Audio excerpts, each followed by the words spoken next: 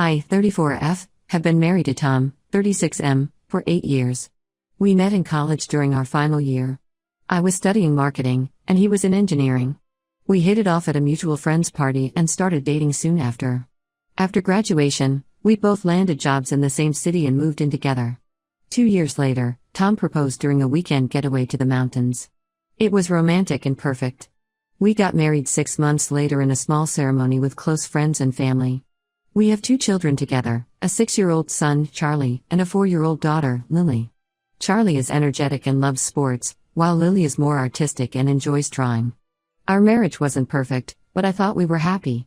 We had our ups and downs, like any couple, but we always managed to work through our issues. Or so I thought. That was until I discovered Tom had been cheating on me with his ex-girlfriend, Lisa, 33F, for the past year. Lisa was Tom's high school sweetheart.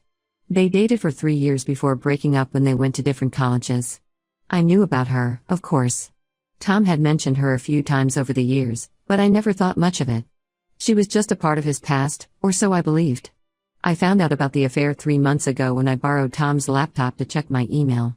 My phone was dead, and I needed to send an important work document. Tom was in the shower, so I quickly logged into my email account. As I was attaching the file, I noticed several unread messages in Tom's email inbox. One subject line caught my eye: "Missing you already." The sender was Lisa. I know I shouldn't have, but I clicked on the email. What I read made my blood run cold. It was full of intimate details and plans for their next meetup. I scrolled through the email thread, my hands shaking. There were dozens of messages going back months. At first, I couldn't believe what I was seeing. I felt like the ground had disappeared from under my feet. When Tom came out of the shower, I confronted him with the emails. He looked shocked at first, then his face crumpled. He didn't even try to deny it. He confessed that he and Lisa had reconnected at their high school reunion last year, and things had escalated from there. He claimed he was confused about his feelings and didn't know how to end things with either of us. I was devastated. The trust I had in Tom was completely shattered. We had built a life together, created a family, and he threw it all away for an affair with his ex. I asked him to leave our house that night. He tried to argue, to explain, but I couldn't bear to hear any more. He finally agreed to go and stay with his brother, Mark, 38M, who lives nearby. Telling the kids that their daddy had to go away was one of the hardest things I've ever had to do. I told them that daddy had to go away for work for a while. I couldn't bear to tell them the truth just yet. Charlie asked a lot of questions, but Lily just looked confused and sad. The next few weeks were a blur of tears, anger, and sleepless nights. I couldn't eat, I couldn't focus at work, and I felt like I was barely holding it together for our children. My sister, Rachel, 31F, came to stay with us for a while to help out with the kids and provide emotional support. She was furious with Tom and wanted me to kick him to the curb permanently, but I wasn't ready to make any big decisions yet. Tom tried to contact me multiple times during this period, but I ignored his calls and messages. I needed time to process everything and figure out what I wanted to do. Part of me wanted to forgive him and try to work things out for the sake of our family. We had built a life together, and I didn't want to throw that away. But another part of me couldn't imagine ever trusting him again. How could I be sure he wouldn't do this again? About a month after Tom left, I finally agreed to meet him to discuss our situation. We met at a neutral location, a coffee shop near our house. Tom looked terrible. He had lost weight and had dark circles under his eyes. He begged for forgiveness and swore he had ended things with Lisa for good. He said he realized what a huge mistake he had made and that he wanted to come back home and work on our marriage. As I listened to him, memories of our life together flashed through my mind. Our first date, when he spilled coffee all over himself and turned bright red. The day we moved into our first apartment together, surrounded by boxes and takeout pizza. The moment he proposed, down on one knee in front of a breathtaking mountain vista. The birth of our children, his face full of wonder and love as he held them for the first time. But then I remembered the emails I had read, the secret meetings, the lies. How could I ever trust him again? How could I be sure he wouldn't do this again the next time an ex came back into his life or he felt confused about his feelings? I listened to everything he had to say, but I couldn't give him an answer right then. I told him I needed more time to think about it. The truth was, I was torn. On one hand, I still loved Tom and wanted our family to be whole again. On the other hand, the thought of him touching me after he had been with Lisa made me feel physically ill. After our meeting, I decided to take some time for myself. I sent the kids to stay with my parents for a week and took a solo trip to a nearby beach town. I needed space to clear my head and figure out what I really wanted. My parents were supportive, although I could tell they were worried about me. They didn't know the full story yet, just that Tom and I were having problems. During my time away, I did a lot of thinking and soul-searching. I walked on the beach, read books, and journaled my thoughts. I realized that while I still cared for Tom, I couldn't imagine ever fully trusting him again. The thought of constantly wondering where he was and who he was with was not something I wanted to live with for the rest of my life. I also thought about our children. What kind of example would I be setting for them if I stayed with someone who had betrayed me so deeply? I wanted them to grow up understanding the importance of trust and respect in relationships. When I returned home, I called Tom and told him my decision. I wanted a divorce. He was devastated and tried to change my mind, but I stood firm. I explained that while I appreciated his remorse, the damage was done, and I couldn't see a way forward for us as a couple. Now, I'm in the process of filing for divorce. We're trying to keep things amicable for the sake of our children, but it's not easy. Tom has moved out permanently and is staying with his brother until he finds his own place. We've told the kids that Mommy and Daddy won't be living together anymore, but that we both still love them very much. Charlie had a lot of questions, and Lily cried, but we're doing our best to reassure them and maintain their routines as much as possible. I'm scared about the future, being a single mom, dating again someday, and how this will affect our children. But I also feel a sense of relief. I know I've made the right decision for myself, even if it's the hardest one I've ever had to make. I guess I'm writing this post because I need some support and maybe some advice from people who have been through similar situations. How do I move forward from here? How do I help my children through this transition? And how do I start rebuilding my life as a single woman after being married for so long? Update 1, it's been about 2 months since my last post, and a lot has happened. First of all, I want to thank everyone for their kind words and advice. Your support has meant more to me than you can imagine. The divorce proceedings are underway, and Tom and I are trying to keep things as civil as possible for the sake of our kids. We've agreed on shared custody, with the children staying with me during the week and spending weekends with Tom. It's been an adjustment for all of us, but we're managing. Charlie has been having a hard time with the changes. He's been acting out at school, and his teacher called me in for a meeting last week. We're looking into getting him some counseling to help him process his emotions. Lily, on the other hand, has become very clingy. She cries every time Tom comes to pick them up for the weekend. It breaks my heart to see them struggling, but I'm trying to stay strong for them. Tom and I have been communicating mainly through texts and emails, trying to keep things focused on the kids and the divorce proceedings. It's been difficult, especially when we have to see each other during kid drop-offs and pickups. There's still so much hurt and anger between us. However, things took an unexpected turn last week. I received a call from Lisa, Tom's ex-girlfriend and the woman he cheated on me with. At first, I didn't recognize the number, and when she introduced herself, I almost hung up. But something in her voice made me pause. She asked if we could meet in person to talk.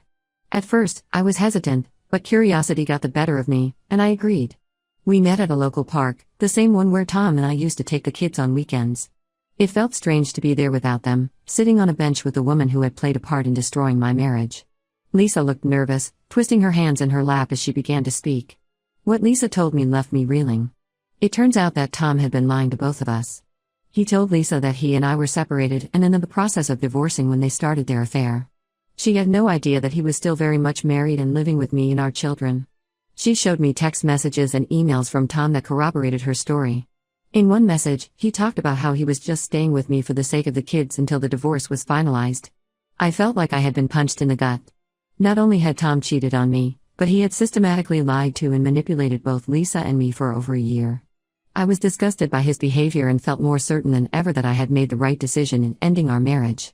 Lisa was just as shocked and hurt as I was when she found out the truth. She apologized profusely for her part in the affair, even though she didn't know she was the other woman at the time. She told me that she had ended things with Tom as soon as she discovered the truth, about a week before I found the emails. After our meeting, I went home and cried for hours. I felt like I was grieving all over again, not just for the end of my marriage, but for the man I thought I knew. The Tom I married would never have done something like this. Or had I just been blind to who he really was all along? I confronted Tom about Lisa's revelations the next day. We met at a coffee shop, the same one where we had our post-separation talk. When I told him what I knew, he broke down, admitting to everything. He begged for another chance, saying he would do anything to make things right. He said he had been confused and scared of losing everything, so he had lied to both of us. But I stood my ground. I told him that this new information only confirmed that I could never trust him again. As for Lisa, we've actually formed an unlikely friendship. We've met up a few times since our initial conversation, and it's been therapeutic for both of us to talk about our experiences with Tom. She's going through her own healing process, and we're supporting each other through this difficult time. It's strange to think that something positive could come out of this mess, but I'm grateful for her honesty and support. On a more positive note, I've started seeing a therapist to help me process everything that's happened. It's been incredibly helpful, and I'm slowly starting to feel like myself again.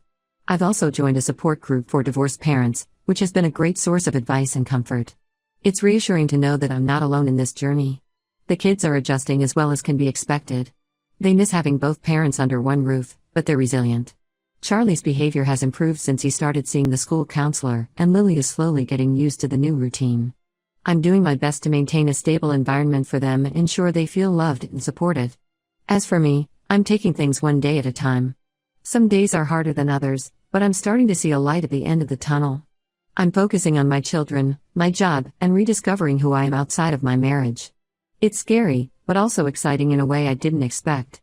Last week, I went out with some friends for the first time since the separation. It felt strange at first, like I was playing a role, but by the end of the night, I found myself laughing and enjoying the company. It was a small step, but an important one. I'm also thinking about making some changes in my career. I've always wanted to start my own business, and now feels like the right time to explore that option. I'm not sure what that will look like yet, but I'm excited about the possibilities. Thank you again for all your support. I'll update again when there are significant developments. Update 2. It's been about 6 months since my last update, and I wanted to share some recent developments. The divorce was finalized last month. It was a bittersweet moment, the end of a chapter in my life, but also the beginning of a new one.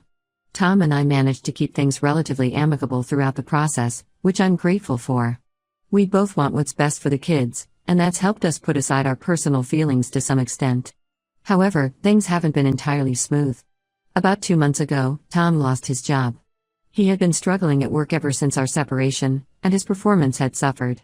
His company went through a round of layoffs, and he was one of the unfortunate ones to be let go. He asked if he could reduce his child support payments temporarily until he found new employment.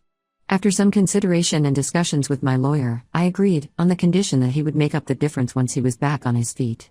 This situation has put some financial strain on me, but I'm managing. I've taken on some freelance work in addition to my regular job to make ends meet. It's been challenging juggling everything, but I'm proud of how I'm handling it.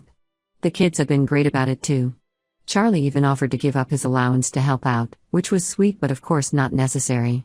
On a more positive note, I've started dating again. I was nervous about it at first, but my therapist encouraged me to put myself out there when I felt ready. I met a wonderful man named Alex, 37M, through a mutual friend at a neighborhood barbecue. We've been seeing each other for about 2 months now. It's still early days, but he's kind, funny, and great with my kids. Alex is divorced too, with a 9-year-old daughter from his previous marriage. He understands what I'm going through and has been incredibly patient and understanding. We're taking things slow, which I appreciate. The kids have met him a few times, and they seem to like him, especially Charlie, who is thrilled to discover that Alex coaches Little League. Speaking of the kids, they seem to be adjusting well to our new normal. They still have moments of sadness about the divorce, but overall, they're doing okay.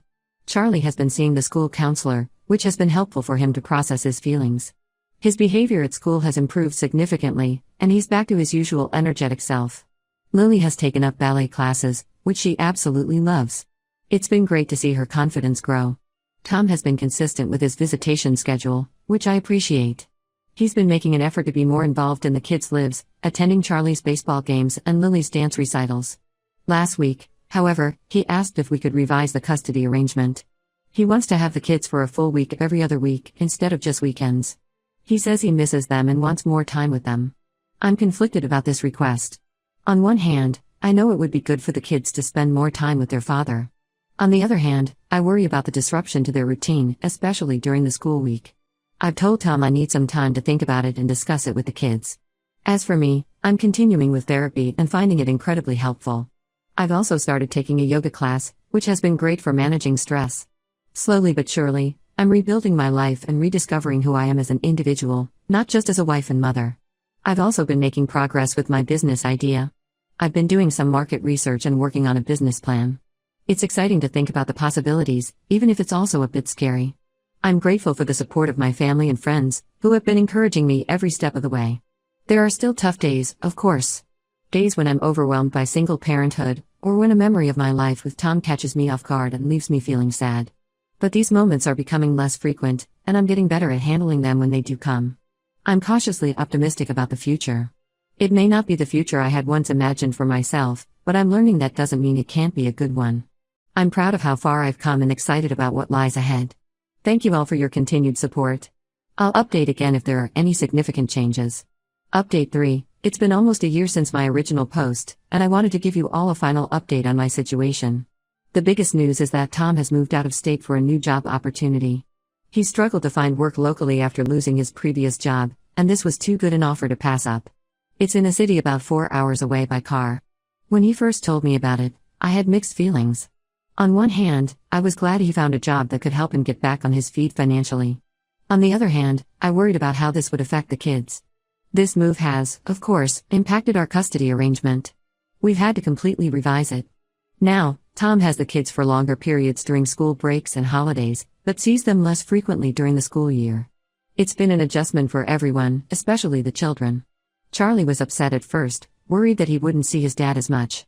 Lily had a harder time understanding why Daddy was moving so far away. I did agree to Tom's request for more time with the kids before he moved. We tried the week-on, week-off schedule for a couple of months. It was challenging, especially with school and extracurricular activities, but it allowed Tom to spend more quality time with the kids before his big move. Now that he's further away, we've had to be creative with video calls and online gaming sessions to keep him connected with the children between visits. On a personal note, my relationship with Alex has grown stronger. He's been an incredible support through all of this, and the kids adore him. We're talking about moving in together in the near future, but we're taking things slow for the sake of the children. Alex's daughter, Mia, has become good friends with Charlie and Lily, which has been wonderful to see.